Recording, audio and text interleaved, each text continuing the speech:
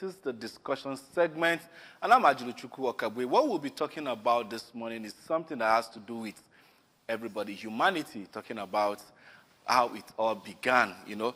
And then the discussion is historical justice for Africa, recognizing slavery, deportation, and colonization as crimes against humanity. Well, I won't be the only one discussing this program. I have a guest with me. But before then, let me tell you that I'm not alone. I'm here with my co-anchor, talking about Amiable Noye. All right, it's so good to have you join us on Good Morning Anambra show today. What do we have? History. We're going to look at history and what it has thrown to us as Africans. And of course, we've been joined by a wonderful guest who is going to do justice to that topic. Do stay tuned. And with us in the studio to talk about what we'll be discussing this morning is Dr. Ikenna Odife, lecturer, Department of History, Nnamdi Azikiwe University, Awka. Good morning, Doctor. Thank you very much. Good morning. You're welcome to the show. Thank you very much. Now, talking about historical justice for Africa, recognizing slavery, deportation, and colonization as crimes against humanity. The topic is all, wound up in one. Talking about one race thinking or feeling, believing that they are more superior because they left their shores and went to other parts, all in the name of exploration and the rest of it all. And now, thought it wise, okay, these people are primitive. Let us get to know how we can exploit them and then probably tap from what they have. And let me come to Dr. Ikenna. What gave birth to that migration, talking about 500 centuries ago and the rest of it, or when the West decided to leave their own shores for greener pastures and, when they found themselves in Africa and the Caribbean? Slavery has a long history. Slavery is part of human society. In every society, there was slavery, and slavery still exists in a different form today. Slave trade also is quite an antiquated phenomenon.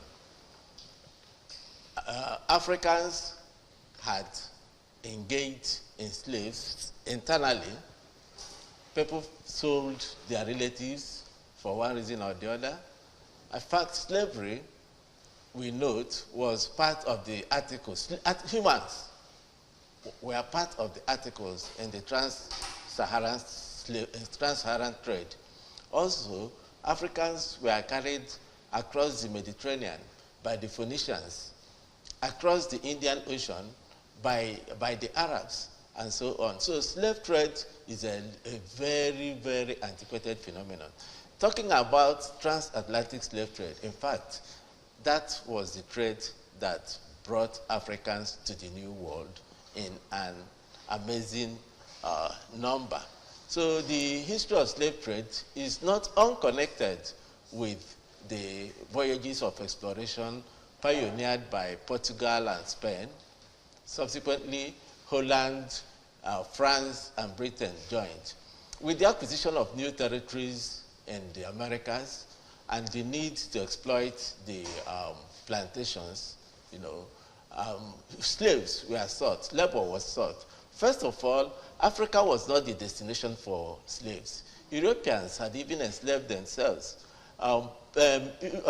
People were taken to the New World to serve out their sentences, but those people died in good numbers. So it was because of the mortality recorded amongst the Euro-Asians taken to the New World to work in the plantations that the West, I will call it the pioneers of the New World, came to Africa and discovered that Africans were resilient, could survive better in the New World because they had acquired immunity to natural immunity to some of the diseases prevalent in the New World. So with that resilience, the continued sourcing of human labor from Africa continued. But it is also important to note that those slaves taken were not forcibly taken by the Europeans. All right, that's where I'm coming. There is this saying in Igbo adage, Now, okay, no. Now, one corner nilo na azu de nangiga no. Yeah.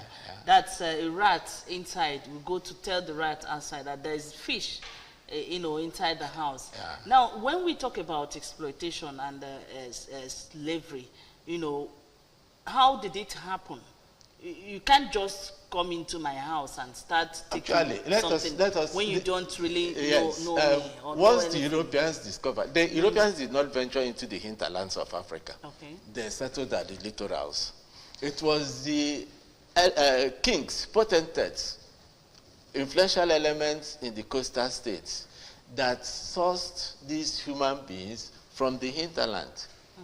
So if you look at the West African coastline, even in equatorial Africa, going down the other side, East Africa, Omani Arab area, you discover that the elements that facilitated the trades were indigenous people.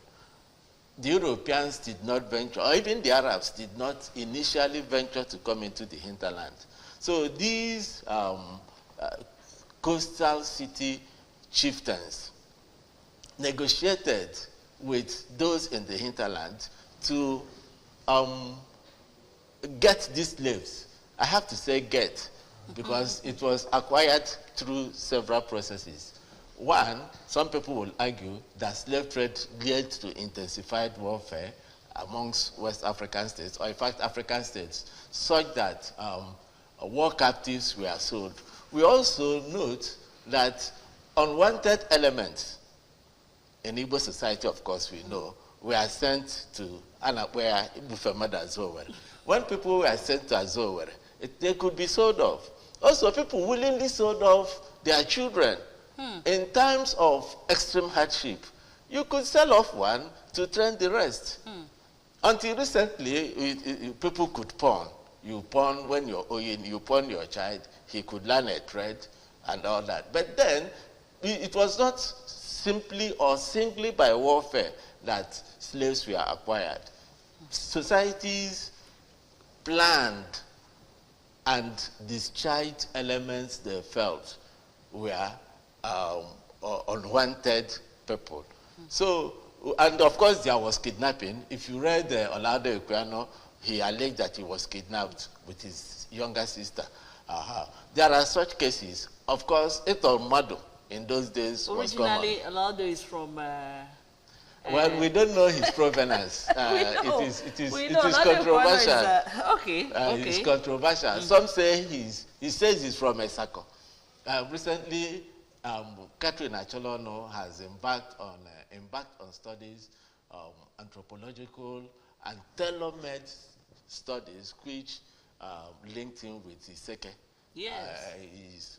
We are yet to prove that. There are a lot of controversies surrounding Olado Equiano's personality. Okay. But what is important is that people were taken away, not by the Europeans, by the Africans in the hinterland who supplied them to those and the so an insider aided whatever that happened. Yes, and of course, let us look at the Arochukwu network, the Obinu-Ukpabi Oracle. The Ukpabi was basically an instrument for getting slaves. If a votary was asked to present individuals, the person is put in a canal and sold off through the Cross River Creek. Some people returned and all that in recent times. Some became very popular. We can't mention their names. But it is a fact that slavery was perpetrated, slave trade was perpetrated by hinterland people, chieftains, with the aid of the littoral states. And then the Europeans took them to the New World to work in the plantations. Thank you so much for that submission. Now, talking about the historical justice for Africa, you might begin to wonder why is Africa seeking justice for what the Europeans, what the conquistadors would have done in the in the past. Yeah, but it wasn't only it wasn't only Africans that actually suffered the menace of slave trade. As far back as in the Bible, we could record that even the prophets of God, Moses and the rest of it all, had slaves. Yeah. And I'm sure that these slaves were not of African origin. You understand? So now, why is this issue of historical justice for Africa? Why is Africa the center of this, the epicenter of this justice for slave trade? Yes. Where you said that even Europeans were taken as slaves, but they couldn't survive certain areas because of their lack of immunity like the Africans who have. So why justice for Africa? Yes.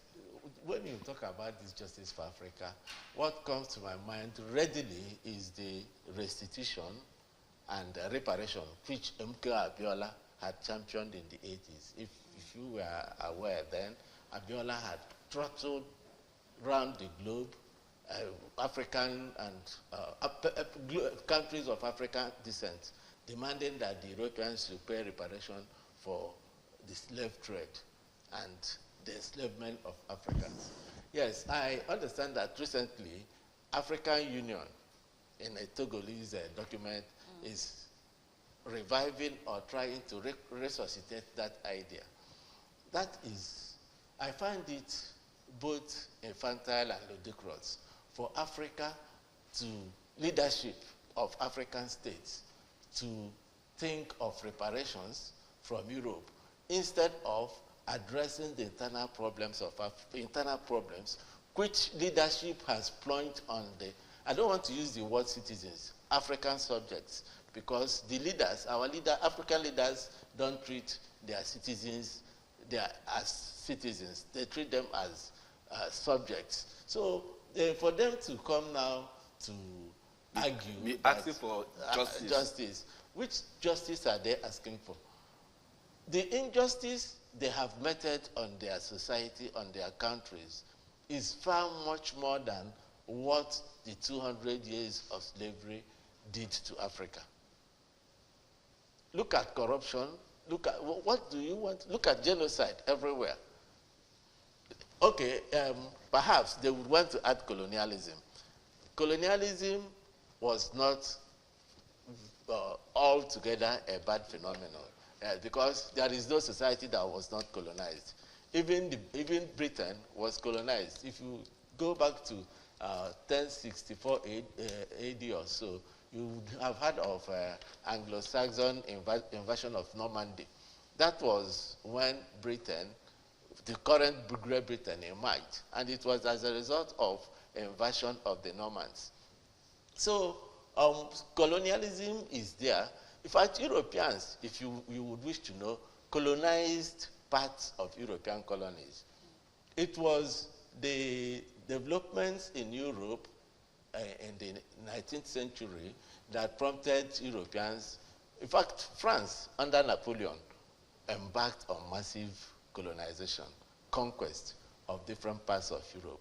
But after France was conquered, Europe had a period of peace. In that period of peace, they began to seek for territories outside Africa, aided also by the growing industrial revolution.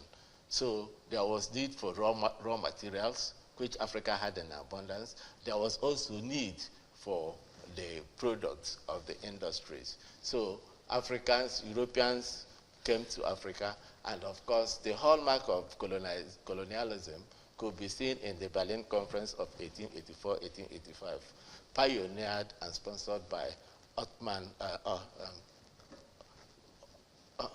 von Bismarck, sponsored by Bismarck of Germany. So it is quite a long story.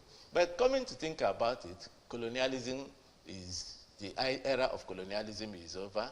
We are now in the era of independent nationhood. All right, you said something that the asking of historical justice from Africans seems infantile to you. Now, the AU, according to them, they said that all that happened to them were criminal, you know, the way it was carried out. And there's this saying that onye jife nwata weni aka ino akalobe ilo wetu ana, you know, and I was like, why not, if not, to ask you to give me back what you have taken from me over the years? Is it wrong for me to come back to ask you to give it me? You know, like the artifact that were returned in Benin, that we learned were returned, and stuffs like that. So why not ask for what you've taken from me over the years? Okay, if you talk of material objects taken, we can say return them. But let them have revulsion of mind. we know that there are so many black Americans that are coming back now to claim that they are from Enugu State. Some say they are from tracing their roots back to Africa. It is good. But I want to remind you that in America, in the New World, in America particularly, Negroes, let me use the word Negroes, that is Americans of African descent, i.e. those who found themselves in America as a result of the slave trade, have a strong animosity against Africans that emigrate in recent times. Are you aware of that? Why? Yes, they feel that it was Africans who now immigrate to Africa that sold out their parents. So they have rabid hatred for African immigrants. And in most of the core black settlements, an African immigrant is not safe. However, such people were those who could not fit into the society, who had relapsed into alcoholism and drugs. But those who had found their way, who have strong footing, can reflect and think of a homeland in Africa. They have such will have nostalgic feeling of what Africa is. Mind you, what they know about Africa, they didn't experience Africa. Their grandparents didn't experience Africa. It could be their 6th, 7th generation, because slavery ended in the 19th century. So those who are there are just there because they are blacks. So they can, of course, with the development of science, through DNA tests and all that, people can now begin to conduct such investigations and establish links with parts of Africa. And when you look at Africans, you know, Africans are not physiognomically homogeneous. The Benin Republic person doesn't share the same physical traits, much as we are blacks with an Igbo. Yes, if you, they are bantered. Oh, we have whites in South Africa. No, not just whites. We are all blacks.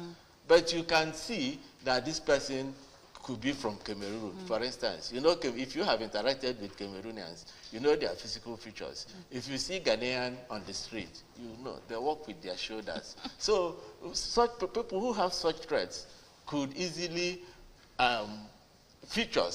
could easily want to align their origin with any part of Africa. And of course, they are welcome.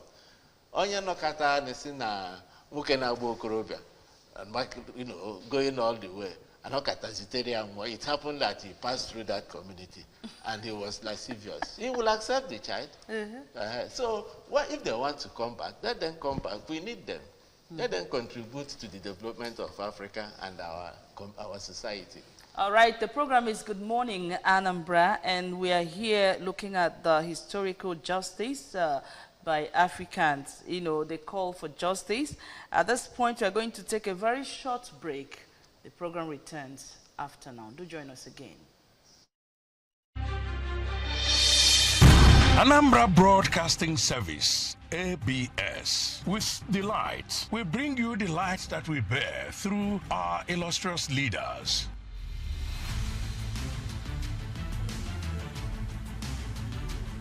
Our icons.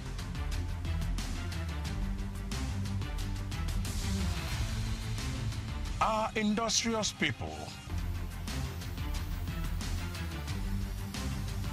Our rich culture.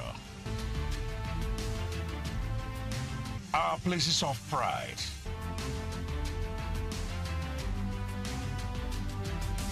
And our mouth-watering cuisine.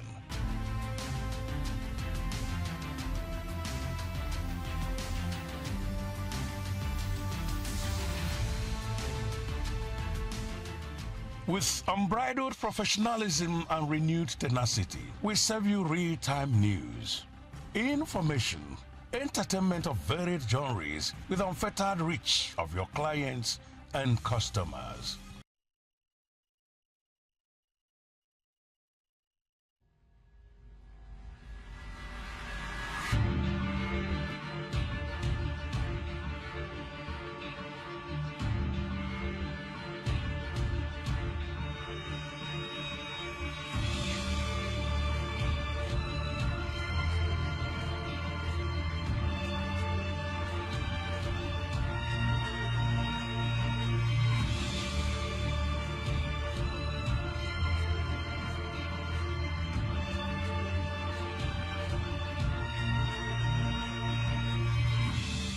This is Anambra.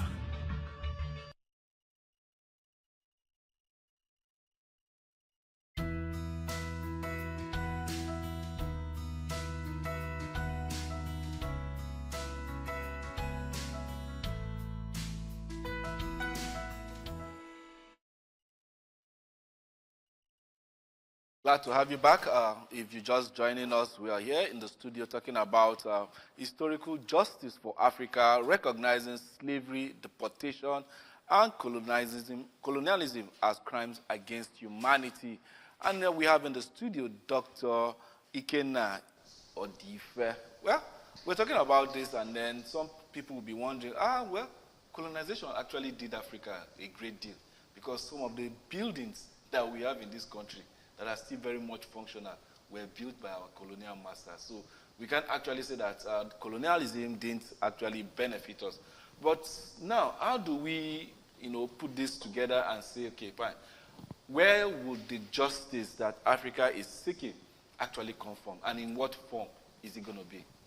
Yes, I wonder how it will come, and I also wonder who initiated the process of asking for justice, who has been tried and found guilty, and then justice to be meted out, or punishment to be meted out to the other, or in fact the reparation to be paid.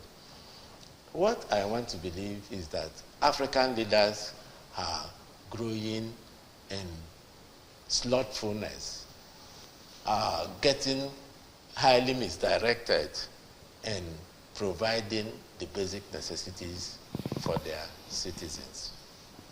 And that is why they have adopted this as a ploy to distract, that's how I see it, as a ploy to distract the attention of Africans from the hardship which leadership of African states has perpetrated on African citizens. Now, Doctor, let me ask you this. When you talk about this, you say our leaders seem to forget the reason why they are in power. But most of the colonies that we have in Africa, the colonial masters seem to have their stooge in power and doing their bidding. So it's more like a puppet being strung by our political and colonial masters. So how then do you expect the African leaders, you understand, to actually see to the need of the citizens that they are leading over? Well, that is the irony of leadership in Africa. I remember in the 80s, 70s and 80s, the popular scholarship propounded by such scholars like Walter Rodney, Chinwezu, is that colonialism did not do any good for Africa. But we also have mid-course scholars like JFA Ajayi, Ada Ajayi, Adubu Aham, who strongly believe that we should not throw away colonial rule. Colonialism launched Africa into the vortex of global industrialization and the rest. Everything. Because you can imagine the rate of our development before colonialism. Colonialism fast-tracked our development. And I tell you that no society moves without an external impulse. Influence, yeah. Yes, external impulse is always important. I don't know, I cannot say the picture Africa would have if there was no colonialism. All one can say is conjecture, all one can have is conjectures. But now that we have colonialism, introduced, colonialism of course came in hand with Christianity. They have helped our society. We cannot say colonialism is bad. But the critical question now is, what have we done, or what has African leaders done since they assumed the reins of political power? All right, now. That's you're talking about sovereignty. No, we have acquired, yes, in the era of nationalism, yeah, we could condemn colonialism. But it is more than, on the average, it is 55, 60 years now, Africa got independence. The last was Zimbabwe, about 1980, which is almost 45 years. Nigeria was 1960, Ghana 57, Togo, and so on. So look at the state of infrastructure at the exit of colonialism and the state of infrastructure in Africa today. It is only in few countries that you can see an advancement. All right, now talking about historical justice and having seen the way things are going in this part of the world, we've seen sometimes currently some government of Nigeria, they say they want to bring back a wealth stacked out there, and we've seen how it ended, which of course we've not seen the effect trickling down on the masses. Yeah. Now, when we get this justice, what do you think it will do for us as a continent of Africa? The issue is that one thing you would know, and from experience, practical experience, when African leaders, assuming they get this money, how would they utilize it? African leaders get loan from IMF, they get international financial institutions give aid of all sorts. How judiciously have they been used? So when we say that Africa, our leaders would get this money, they will also return it to the source, because the money, for instance, we had of Abacha's loot, nobody can tell you what has been done with Abacha's loot. I don't think anybody could say so. No road has been built.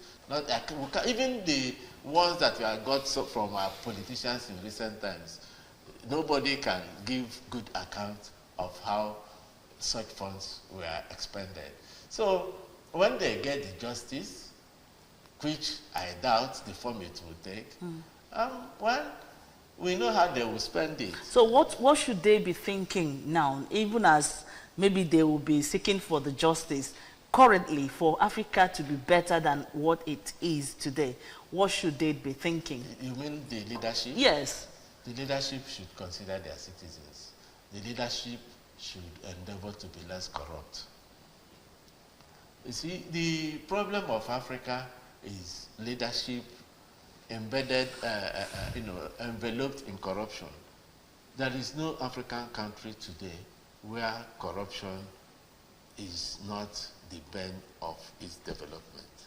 Corruption pervades every facet of life in most African societies.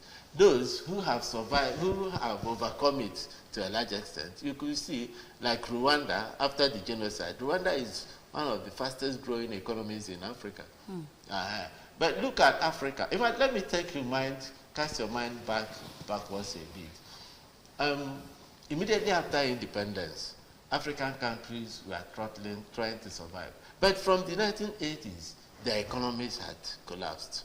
They began to take loans from IMF and seek for external loans to finance basic necessities, finance social services, finance education, and part of the conditions, of course, given to conditionalities, if you remember the 1985-86 debate, was that if government was to take an IMF loan, there should be a drastic reduction in funding social services, in funding welfare services, gradual withdrawal of government from provision of social services to citizens. And that is where we are today. So the government has failed, and that is why they are only trying to put the attention of the citizens away from the plight, their plight. You know, you've said this before earlier in the program. Should they now relax and stop seeking for the justice? Who are you seeking? Whose court will you seek? Are they seeking the justice? They are only playing on emotions, emotions of the white man. Of course, if they go to International Court of Justice, who sits in that court? So what I think they should do is to come home and think of endogenous methods for developing their countries instead of diverting attention to external issues that breed no benefit. All right, Africans, come home. We can go on and on, but I think our time is fast spent. That's the much we can take on the program to make way for Catch the Buzz coming up soon. We'd like to thank you so much for being here on the program. And Dr. Ikenna Odife. Odife, Abi Odife. Odife. Odife, okay, lecturer, Department of History, Nnamdi Azikiwe University here in Anambra State. Thanks for your time. Thank you very much. All right, and that's just about it on the program. We have more coming up, and that's... Catch the Buzz. Don't go anywhere. Just wait and then be entertained. The show is about to start.